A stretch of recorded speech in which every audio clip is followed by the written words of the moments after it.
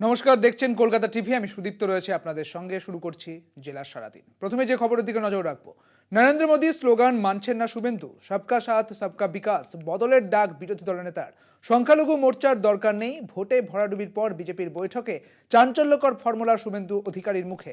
বেফাস মন্তব্যের 1 ঘন্টার মধ্যেই কার্যত ইউটার্ন শুভেন্দুর। বিরোধী দলনেতার বেফাস মন্তব্যের দায় নিতে নারাজ দলও। মোদী সরকারের অন্যতম বড় স্লোগান সবকা সাথ সবকা বিকাশ। সরকারি প্রকল্প পরিষেবা উন্নয়নের সুফল সব স্তরে পৌঁছে দিতে এই স্লোগানকেই হাতিয়ার করে কেন্দ্রীয় সরকার, যা বিজেপিরও ভোট প্রচারের হাতিয়ার। आज सबका साथ सबका विकास की भावना जीती है। आज विकसित भारत के आह्वान की जीत हुई है। খোদ মোদীর এই স্লোগানের বিরোধিতা করে শুভেন্দুর বেফাঁস মন্তব্য। দলের নেতৃত্বের সামনেই প্রধানমন্ত্রীর স্লোগানকে বদলে দেওয়ার ডাক বিরোধী দলনেতার। আপনারাও বলেছেন সবকা সাথ সবকা বিকাশ, আর বলবো না। বলবো जो हमारे साथ हम उनका साथ, जो हमारे साथ जो हमारे साथ जो हमारे साथ हम उनका साथ। सबका साथ सबका विकास बंद करो। जो हमारे साथ हम उनका साथ, सबका साथ सबका विकास बंद करो। नो नीड संख्यालघु मोर्चा। মেরুকরণে ভোট অঙ্ক বাংলায় মেলাতে পারেনি বিজেপি। ব্যর্থতার চুল চেরা বিশ্লেষণে হাই ভোল্টেজ বৈঠকে বসেছিল বিজেপি। এরই মধ্যে শুভেন্দুর এই তোলপাড় করা মন্তব্য, এই মন্তব্যকে হাতিয়ার করে বিজেপিকে নিশানা করতে ছাড়েনি বিরোধীরা। আমরা যেটা বারবার বলি যে বিজেপি শুধুমাত্র ভোটের জন্য রাজনীতি করে এবং তাদের সমাজ কল্যাণ কাজ করার জন্য কোনো নৈতিক দায়বদ্ধতা তাদের নেই। ভারতবর্ষের প্রধানমন্ত্রী হচ্ছে শুধু বিজেপির প্রধানমন্ত্রী।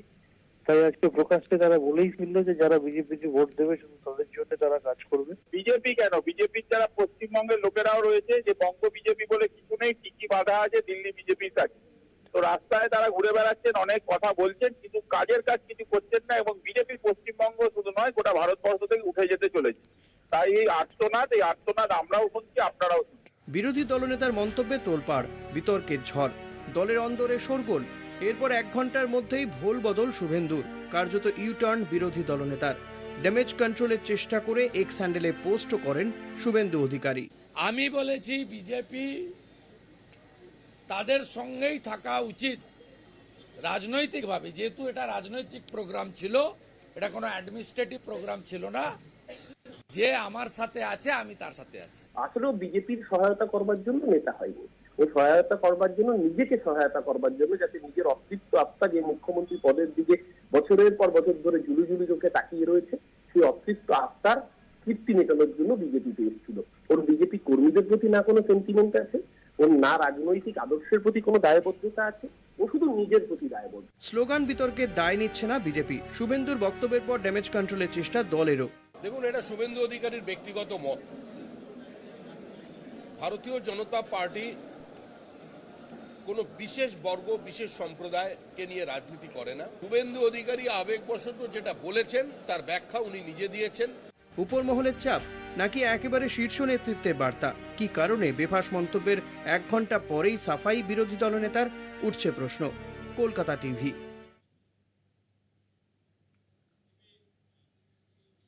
বিজেপির আদি নব্য সংঘাত। বুধবার সায়েন্স সিটিতে রাজ্য বিজেপির কর্মসমিতির বৈঠকের দিনই গেরুয়া শিবিরের 2 গোষ্ঠীর তুমুল বচসা, হাতাহাতি। মুরলীধর সেন লেনে বিজেপির রাজ্য কার্যালয়ের সামনে বিক্ষোভ, হাতাহাতিতে সাংগঠনিক শৃঙ্খলা নিয়ে উঠছে প্রশ্ন। নেতৃত্বের মুখ কে হবেন, কাদের হাতে থাকবে দলের রাশ, তা নিয়ে আকচা আকচি বিজেপির অন্দরে। শুভেন্দু সুকান্তরা হারের কাটা ছেঁড়া করছেন, আর দলেরই একাংশ বিজেপির মুরলীধর সেন অফিসের বাইরে নেতৃত্বের বিরুদ্ধে স্লোগান দিচ্ছেন। বিজেপি বাঁচাও মঞ্চের ব্যানারে একজোট হন বিজেপির একাংশ। এ নিয়েও ছড়িয়ে পড়ে উত্তেজনা। বিজেপি দপ্তর থেকে কয়েকজন বেরিয়ে এসে এই কর্মসূচির বিরোধিতা করেন। এরপরেই দুপক্ষের মধ্যে শুরু হয় বচসা, যা গড়ায় হাতাহাতিতে। বিজেপিতে দেখা যাচ্ছে তৃণমূল থেকে আসা লোকেরা নিয়ন্ত্রণ করছে। আজকে শ্যামা প্রসাদ জি এই ঘরে একদিন বসেছেন, হরিপদ ভারতী যে আমাদের পার্টির সংগঠন করছেন, এখানে আমরা এসেছি শান্তিপূর্ণভাবে। একটা খুব আমাদের কর্মীরা বীরভূম থেকে একটা টিম আসছে, ওদিক থেকে বিভিন্ন গ্রাম অঞ্চল যারা এই 21 সালের পর থেকে মানে আজকে পার্টিটাকে করে আজকে তারা ঘর ছাড়া মাঠের মাঝখানে তারা ফোন অফ করে দিয়েছে, প্রার্থীরা ফোন অফ করে দিয়েছে এবং তারা মার খাচ্ছে। আজকে কিছু পার্টির মধ্যে কিছু মানে অসামাজিক লোক ঢুকে গেছে, যারা ঢুকে পার্টির আজকে সর্বনাশ করছে। দেখাচ্ছি বুঝেনি, তৃণমূল থেকে আসা লোক তারা টিকিট পাচ্ছে। আজকে পার্টিতে যারা করলো দীর্ঘদিন ধরে, পার্টির যারা করলো, পার্টির জন্য মার খেলো, ঘর ছাড়া হলো, তারা আজকে পার্টি থেকে দূরে। অপর গোষ্ঠীর পাল্টা দাবি, পথে আন্দোলনে, বিক্ষোভে নয়, ঘরে বসে আলোচনায় সমাধান বের করা হোক। যদি কোনো কর্মী একটা ঘরের মধ্যে 4টে বাসন থাকলে একটু খটখট আওয়াজ হয়, যদি কোনো সমস্যা আছে, পার্টির নেতৃত্ব আছে, রাজ্য নেতৃত্ব আছে, শীর্ষ নেতৃত্ব আছে, জেলা নেতৃত্ব আছে, বসে কথা বলে আলোচনা করে সমস্যার সমাধান হতে পারে। এখানে রাস্তা উপরে এইভাবে বিক্ষোভ দেখাও, বিজেপি বাঁচাও, এইগুলো করার কোনো দরকার নেই। আমাদের পার্টি ডিসিপ্লিন পার্টি আছে, ওই জন্য বলছি এই রাস্তার মধ্যে এরকম করা কোনো দরকার নেই। ক্রমেই যেন ফাটল বেড়েই চলেছে গেরুয়া শিবিরে। দেখুন, আমি একটা কথা বলি, সাংগঠনিক দল বদলের নিশ্চয়ই দরকার আছে। কোন ব্যর্থ মানুষকে, ব্যর্থদেরকে সবাই দেখতে পছন্দ করে না, নতুনদেরকে সুযোগ দিতে হয়। আমার মনে হয় নিশ্চিতভাবে সাংগঠনিকভাবে পরিবর্তনের নিশ্চয়ই দরকার। সেই জন্য তো কার্যকরী বৈঠক হয়, হয়তো দিল্লি সেটা ভাববে। বিজেপিকে ভেন্টিলেশনে পাঠিয়ে দেওয়ার জন্য এক এবং একমাত্র কৃতিত্ব এই রাজ্যের leader of opposition Suvendu Adhikari. আজকে তাই বিজেপির রাজ্য সদর দপ্তর মুরলীধর লেনের কার্যালয়ের বাইরে বিক্ষোভ কারা দেখাচ্ছে? বিজেপির কর্মীরা দেখাচ্ছে। কারণ তারা দেখেছে দিলীপ ঘোষকে হারিয়ে থেকে, তারা দেখেছে বিজেপির 18 থেকে 12তে আসার জন্য মূল দায়ীকে। এবং সবচেয়ে বড় কথা, বিজেপির কর্মীদের তো আজকে এইটা বুঝতে হবে যে তাদের নেতার নাম নরেন্দ্র মোদী না শুভেন্দু অধিকারী। শুভেন্দু অধিকারী সরাসরি নরেন্দ্র মোদীর বক্তব্যের খণ্ডন করে বিরোধিতা করে স্টেটমেন্ট দিচ্ছে যে নরেন্দ্র মোদী বলেছে সবকা সাথ সবকা বিকাশ, শুভেন্দু বলেছে আমরা মাইনরিটি মোর্চা চাই না। লোকসভা ভোটে বঙ্গ বিজেপির ভরাডুবি, চুলচেরা বিশ্লেষণ, হিসেব নিয়ে ব্যস্ত গেরুয়া শিবির। ঠিক তখনই কলকাতায় বিজেপির আদি নব্য গোষ্ঠী দ্বন্দ্ব, বচসা হাতাহাতিতে অস্বস্তি বাড়ল পদ্ম শিবিরের। দেবজ্যোতি ঘোষের রিপোর্ট, কলকাতা টিভি। আর এই মুহূর্তে যে খবরের দিকে নজর রাখবো, শহীদ ব্রিজেশ থাপা তিনি তাঁর দেহ ফিরল উত্তরবঙ্গে বাগডোগরা বিমানবন্দরে এসে বাগডোগরার যে সেনা জওয়ানের ছাউনি, সেখানে তাঁর দেহ ফিরল। এবার তাকে দার্জিলিংয়ের উদ্দেশ্যে নিয়ে যাওয়া হবে। আপনারা জানেন যে জওয়ান ব্রিজেশ থাপা, তার স্বপ্নই ছিল সেনা হওয়ার, এবং তারপরে সেই স্বপ্ন তার পূরণ হয়। কিন্তু তারপরেও এই জম্মু কাশ্মীরের যে জঙ্গি হামলা, সেখানে তিনি শহীদ হয়েছেন। তাকে ফিরিয়ে আনা হচ্ছে, এই মুহূর্তে সেই ছবি দেখতে পাচ্ছেন। আরো বিস্তারিত জানবো, আমাদের সঙ্গে রয়েছেন আমাদের প্রতিনিধি বিনয় শঙ্কর রয়েছেন আমাদের সঙ্গে। বিনয়, ঠিক কি জানতে পারছো? जो जम्मू कश्मीर में जो घटना हुआ उसके बाद कल रात को बागडोगरा से सीधा आर्मी स्टेशन में वहाँ उनका ले गया, उसका डेड बॉडी लेके गया। और आज सुबह से ही उनका आर्मी बड़े बड़े अफसर के साथ, पूरा बैंड बाजे के साथ उनको बहुत सम्मान के साथ उनको किया। वहाँ पर दार्जिलिंग का MP, GTA का चेयरमैन सभी आके वहाँ पर श्रद्धांजलि अर्पण किए। और आज भी उनका माँ का एक ही कहना था कि बेटा का जो लॉस्ट हो गया ये तो कभी भरपाई नहीं होगा, लेकिन जो देश के लिए कुर्बानी दिया उसके लिए हम परिवार, शहीद के परिवार से गर्व करते हैं। और दार्जिलिंग कल सुबह वहाँ से दार्जिलिंग को 7 बजे रवाना करके उनके निजी घर में लाके वहाँ पर पूरा फ्यूनरल हिंदू धर्म के अनुसार उनका फ्यूनरल होगा। অনেক ধন্যবাদ বিনয়, তোমাকে। আমাদের সঙ্গে ছিলেন আমাদের প্রতিনিধি বিনয় শঙ্কর। আপনাদের জানিয়ে রাখি, শহীদ মেজর তার দেহ ফিরল, কফিনবন্দি সেই দেহ ফেরানো হয়েছে বাগডোগরা বিমানবন্দর থেকে। সোজা বিশেষ বিমানে করে আনা হয়েছে এবং বাগডোগরা বিমানবন্দরের যে সেনা ছাউনি রয়েছে, সেই সেনা ছাউনিতেই তার দেহ আনা হয়েছে। এখানে তাকে বিশেষ শ্রদ্ধা জানানো হবে, তারপরে তাকে দার্জিলিং নিয়ে যাওয়া হবে। বায়ুসেনার ছাউনিতে শহীদ ব্রিজেশ থাপাকে শ্রদ্ধা জানানো হচ্ছে, সেই ছবি আপনারা দেখতে পাচ্ছেন। কফিনবন্দি দেহ ফিরল শহীদ মেজরের।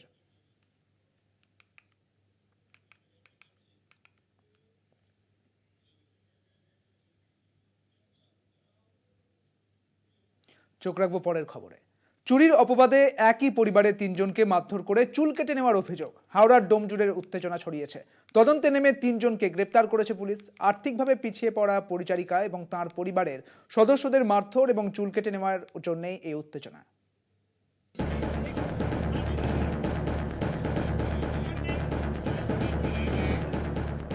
ডোমজুড়ের উত্তর কলোরার বাসিন্দা আবুল হাসান লস্কর, নিজামুদ্দিন লস্কর, ঈশা লস্কর ও শ্যাম লস্করের বাড়িতে পরিচারিকার কাজ করতেন তাঁদেরই প্রতিবেশীর মেয়ে। অভিযোগ, দিন 25 আগে লস্করদের বাড়ি থেকে টাকা চুরি যায়। সন্দেহ গিয়ে পড়ে বাড়ির পরিচারিকার ওপর। পরিচারিকাকে না পেয়ে তাঁর বাবা, মা ও ভাইয়ের ওপর চড়াও হওয়ার অভিযোগ। পরিচারিকার পরিবারের সদস্যদের এলাকার একটি কারখানার সামনের মাঠে ডেকে পাঠান বাড়ির মালিক। সেখানে অকথ্য অত্যাচার, চুল কেটে নেওয়ার অভিযোগ। মারধর চলাকালীন সেই ঘটনা মোবাইল বন্দী করেছিল পরিবারটি। সামনে এসেছে মারধরের সেই ভাইরাল ভিডিও সত্যতা যাচাই করেনি কলকাতা টিভি। সন্দেহ হচ্ছে চুরি করেছে। আচ্ছা, আপনারা তারপরে আপনাদের ডাকা হলো? আমাদের ডাকা হলো বলতে আমাদের বাড়িতে এসেছিল সব দল বেঁধে বলতে যে এরম তারা 24 ঘন্টার মধ্যে আপনার মেয়েকে হাজির করো, আর নাহলে আমাদের যা ক্ষতি করেছে সেইগুলো দাও, নাহলে তোমাদের ঘর ছাড়া হতে হবে। আমরা কিছুই জানিনি। তারপরে কি হলো?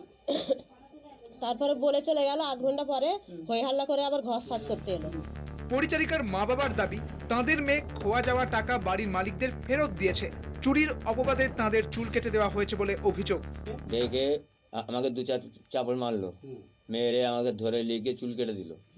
সারা রাত ওখানে বসে রাখলো ওদের কারখানায়, কম্পিউটার কারখানা। সারা রাত বসে এখন মারে না কাউকে, চুল ফুল কেটে নিয়ে গিয়ে আর মারতে কাউকে দেয়। আক্রান্ত পরিবার পুলিশের দ্বারস্থ হয়েছে। অভিযোগের ভিত্তিতে আব্দুল হাসান লস্কর, ঈশা লস্কর ও শ্যাম লস্করকে গ্রেপ্তার করে পুলিশ। ডোমজুড় থেকে জগন্নাথ সামন্তের রিপোর্ট, কলকাতা টিভি।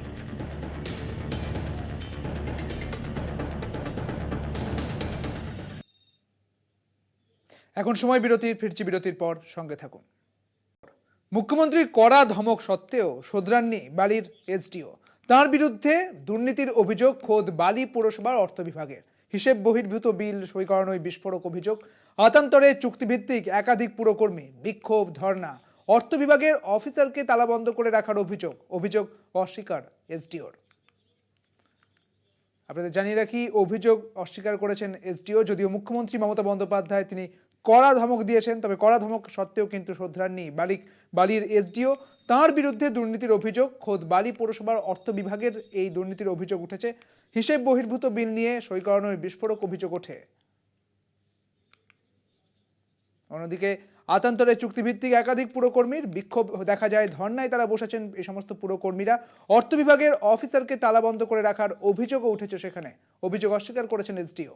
আপনাদের জানিয়ে রাখি আরও একবার যে অভিযোগ অস্বীকার করেছেন এসডিও এবং একাধিক পুরকর্মীর বিক্ষোভ এবং ধর্না এই বিষয়কে কেন্দ্র করেই। কারণ এই যে অভিযোগ উঠছে যে হিসেব বহির্ভূত বিল সই করেছেন এসডিও, তারই বিক্ষোভে সামিল হয়েছেন এই পুরকর্মীরা।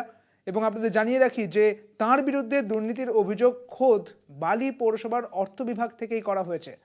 মুখ্যমন্ত্রী মমতা বন্দ্যোপাধ্যায়ের কড়া ধমক সত্ত্বেও শোধরাননি বালির এসডিও। তাঁর বিরুদ্ধে দুর্নীতির অভিযোগ খোদ বালি পৌরসভার অর্থ বিভাগের। হিসেব বহির্ভূত বিলে সই করানো নিয়েই এই বিস্ফোরক অভিযোগ। আতান্তরে চুক্তিভিত্তিক একাধিক পুরকর্মীর বিক্ষোভে তারা সামিল হয়েছেন।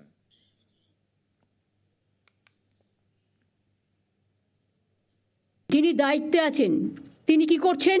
আমি যদি জাস্ট বলি, বালি মিউনিসিপ্যালিটি শ্রীমতী অমৃতা রায় বর্মন, এসডিও হাওড়া, তিনি কি করছেন? Why she is not taking care? ইচ্ছা মতো টেন্ডার করছেন নিজেরা, তার থেকে কতটা খাচ্ছেন আমি জানি না। কেউ খাচ্ছেন, কেউ খাচ্ছেন না, নিশ্চয়ই দিয়ে টিয়ে খাচ্ছেন। গ্যাং আপ হয়ে গেছে একটা। মুখ্যমন্ত্রী রোষের মুখে পড়তে হয়েছে হাওড়া ও বালির প্রশাসনিক কর্তাদের। জমি জবরদখল বা পুকুর ভরাট নিয়ে পুলিশকেও ভৎসনা। মুখ্যমন্ত্রী তিরস্কার করেন বালির এসডিওকে, তারপরেও শোধরায়নি বালি পুরসভা। ফের দুর্নীতির অভিযোগ, ঠিকা কর্মীদের বিল ও বেতন বকেয়া। প্রতিবাদে বালি পুরসভা ইলেকট্রিক্যাল কন্ট্রাক্টর অ্যাসোসিয়েশনের ঠিকা কর্মীদের অবস্থান বিক্ষোভ ঘিরে উত্তেজনা। অর্থ বিভাগের অফিসারকে তালা বন্ধ করে রাখার অভিযোগ। দীর্ঘ 2 বছর ধরে বিল এবং বেতন নিয়ে সমস্যা চলছে বলে দাবি ঠিকা কর্মীদের। বিক্ষোভ চলে বালি পুরসভার অর্থ বিভাগের অফিসের সামনে। অফিসারকে আটকে রেখেই চলে বিক্ষোভ। সমস্যার সমাধান না হলে বৃহত্তর আন্দোলনের হুমকি ঠিকা কর্মীদের। আমাদের যে বকেয়া বেতন বা বকেয়া বেতনের বিল এজেন্সিদের, সেই বিল ঊর্ধ্বতন কর্তৃপক্ষের অনুমোদন সত্ত্বেও আমাদের এফও সাহেব, মাননীয় এফও সাহেব, উনি অবৈধভাবে আটকে রেখেছেন। উনি আমাদের বিল পেমেন্ট করছেন না, যার ফলে আমরা অত্যন্ত অর্থনৈতিক সমস্যায় ভুগছি। ফিনান্স অফিসার কল্যাণ প্রামাণিকের বিস্ফোরক দাবি, বেশিরভাগ ক্ষেত্রেই অর্থ বিভাগের সরকারি নির্দেশ লঙ্ঘন করে কাজ হয়েছে। টেন্ডার ছাড়াই একই এজেন্সিকে দিয়ে বারবার কাজ পাইয়ে দেওয়ার অভিযোগ। আমি 2 তারিখে, জুলাই মাসের 2 তারিখে আমাকে যেহেতু বারংবার প্রেসার ক্রিয়েট করা হচ্ছে যে ওই সমস্ত অর্ডার ভায়োলেট করা বিলগুলো ছাড়ার জন্য প্রেসার ক্রিয়েট করা হচ্ছে, তো আমার যথারীতি উপায় না দেখে আমি জুলাই মাসের 2 তারিখে আমি একটা চিঠি করি। সেই চিঠি আমি এডিশনাল সেক্রেটারি ইউডিএমএ স্যারকেও দিয়েছি এবং স্পেশাল সেক্রেটারি আমাদের ফিনান্স অফিসারকেও দিয়েছি যে এই সমস্ত বিলগুলো যে সমস্ত কাজ হয়েছে সেগুলো আমাকে প্রেসার ক্রিয়েট করা হচ্ছে ছাড়ার জন্য, কিন্তু এই সমস্ত বিলগুলো তো ফিনান্সের অর্ডার ভায়োলেট করে করা হয়েছে, তো আমি কিভাবে বিলগুলো ছাড়বো। ফিনান্স অফিসার কল্যাণ প্রামাণিক পুরসভার আধিকারিক এবং এসডিওর বিরুদ্ধেও দুর্নীতির অভিযোগ তুলেছেন। কারা করছে মেনলি তো এজেন্সির লোক আছে এবং অফিসারও আছে এখানে। আমি তো সরাসরি বলবো যে এখানে অফিসারদের ইন্ধন ছাড়া তো কিছু হয় না, কারণ অফিসার এগুলো কিভাবে আপনার ওয়ার্ক অর্ডার কিভাবে ইস্যু করলো, এই সমস্ত টেন্ডার ছাড়া ওয়ার্ক অর্ডারগুলো ইস্যু করা হলো কি করে। বালির এসডিওকে ফোন করা হলে তিনি জানান গোটা বিষয়টা খতিয়ে দেখছেন, তবে তার বিরুদ্ধে ওঠা সমস্ত অভিযোগ অস্বীকার করেছেন এসডিও। হাওড়া থেকে জগন্নাথ সামন্তের রিপোর্ট, কলকাতা টিভি।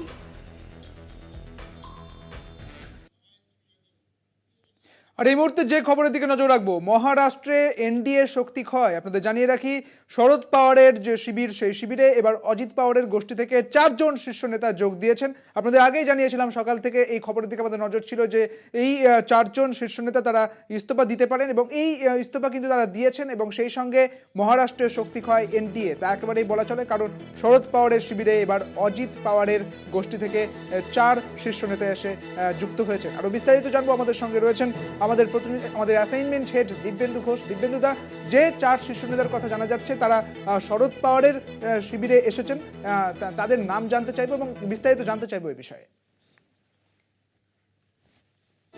অজিত পাওয়ার যে গোষ্ঠী, অর্থাৎ এনসিপি যেটা ভাগ হয়ে যায়, অজিত পাওয়ার যে গোষ্ঠী, সেই গোষ্ঠী 4 জন শীর্ষ নেতা তারা পদত্যাগ করেন এবং তারা এনসিপি যে শরদ পাওয়ার গোষ্ঠী সেখানে যোগ দিতে চলেছেন। এই খবরটা ছিল, জল্পনাটা ছিল, অবশেষে সেই জল্পনাটা সত্যি হলো এবং শরদ পাওয়ারের বাসভবনে এই 4 নেতা তারা সেখানে যান এবং তারা জয়েন করেন। আবার তারা পুরনো দলে ফিরে আসেন, অর্থাৎ শরদ পাওয়ারের যে এনসিপি, সেই যে এনসিপি দল, যে দল ভাগ হয়ে গিয়েছিল, শরদ পাওয়ারের ভাইপো অজিত পাওয়ার 2023 সালে এই দল থেকে বেরিয়ে যান।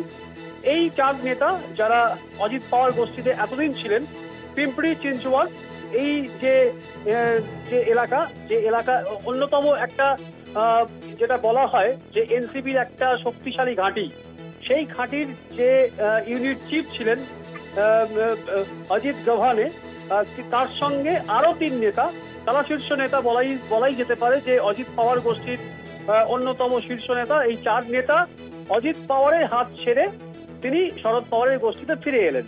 শরদ পাওয়ার আগেই বলে দিয়েছিলেন যে যারা তার দলকে, তার দলের ভাবমূর্তি উজ্জ্বল করবে, তার দলকে আরো এগিয়ে নিয়ে যেতে সাহায্য করবে, তিনি সেই সমস্ত নেতাকে তিনি আবার দলে ফিরিয়ে নেবেন।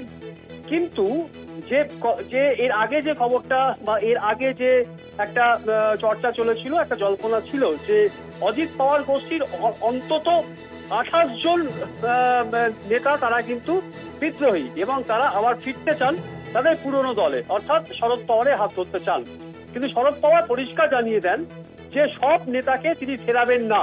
তার কারণ, একটা খারাপ সময়ে যখন যারা দলকে দুর্বল করেছে, যারা দলের ভাবমূর্তি নষ্ট করেছে, যারা দলকে আরো এগিয়ে নিয়ে যেতে চায় না, তাদের তিনি দলে ফেরাবেন না। কিন্তু এই যে 4 নেতা, অজিত পাওয়ার গোষ্ঠীর অন্যতম 4 শীর্ষ নেতা এবং তাদের কিন্তু এই যে পিম্পরি চিঞ্চওয়াড যে এলাকা বলা হচ্ছে, সেখানে কিন্তু এনসিপির একটা বড় প্রভাব রয়েছে এবং সামনের যে মহারাষ্ট্রে বিধানসভা নির্বাচন, আগামী সেপ্টেম্বর কিংবা অক্টোবর মাসে যে বিধানসভা নির্বাচন হতে চলেছে, সেখানে দাঁড়িয়ে এই যে লোকসভা ভোটে যে এনসিপির যে ভালো রেজাল্ট, সেখানে এনসিপির যে শরদ পাওয়ার গোষ্ঠী তারা অন্তত 8টা সিট পেয়েছিল, যেখানে একজন সাংসদ ছিল তাদের সঙ্গে। সেই জায়গায় দাঁড়িয়ে এই পিম্পরি চিনচুয়াড এলাকা থেকে যে নেতারা চলে এলেন, অর্থাৎ অজিত গাভানের সঙ্গে আরো 3 নেতা, তার ফলে কিন্তু সামনের বিধানসভা ভোটে এই শরদ পাওয়ারের যে এনসিপি, সেই এনসিপি কিন্তু আরো শক্তিশালী হলো এবং বলাই যেতে পারে যে এনডিএ কিন্তু শক্তি ক্ষয় হলো, ফলে অনেকটা পিছিয়ে গেল এই এনডিএ লড়াইয়ের থেকে। এবং আগে যে কথাটা বলছিলাম সেই জায়গায় দাঁড়িয়ে এটা বলাই যেতে পারে যে মহারাষ্ট্রে কিন্তু ক্রমশই যে রাজনৈতিক এবং মহারাষ্ট্রের নির্বাচনের আগে আরো শক্তিশালী হলো এই শরৎ শিবির, তা একেবারে বলা যায়। অনেক ধন্যবাদ দিব্যেন্দু দা, তোমাকে আমাদের সঙ্গে ছিলেন আমাদের অ্যাসাইনমেন্ট হেড দিব্যেন্দু ঘোষ।